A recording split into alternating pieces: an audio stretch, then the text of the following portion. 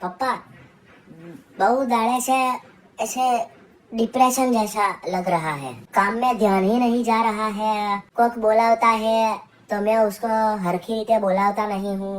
शरीर में बेनपणी नहीं सॉरी बेचैनी જેવી लग रहा है मुझे એવું લાગતું है पापा कि मैं मेरी उम्र प्रमाणे बहुत વધારે પડતા काम कर रहा हूँ। मेरी उम्र के छोकरे मस्ती कर रहे हैं, मजे कर रहे हैं, पर ना मेरा मन में एવો विचार तो सहजे नहीं आता। पर अमुक बार એવું लगता है कि गोड़ा એવું ना होए। जिंदगी में दुनिया भी जोनी चाहिए।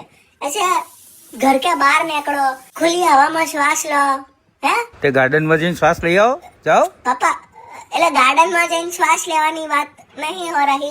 आई थिंक કે પપ્પા मुझे हिमाचल જવું है, મનાલી। આ હાલના સમયમાં પપ્પા જ્યાં બધા કામ માટે દોડી રહ્યા છે, પૈસા માટે દોડી રહ્યા છે, વાયકણ છે વાયકણ દોડી રહ્યા, પણ સૌથી જરૂરી શું है પોતાની જાતને ઓળખવું પપ્પા।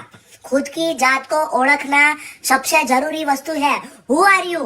वो तमाशा पिक्चर में नहीं कहता है कौन तू, चाहता क्या है तेरी कहानी, मेरी कहानी मुझसे पूछ रहा। तो मुझे मेरी कहानी जानने के लिए हिमाचल जવું है पप्पा।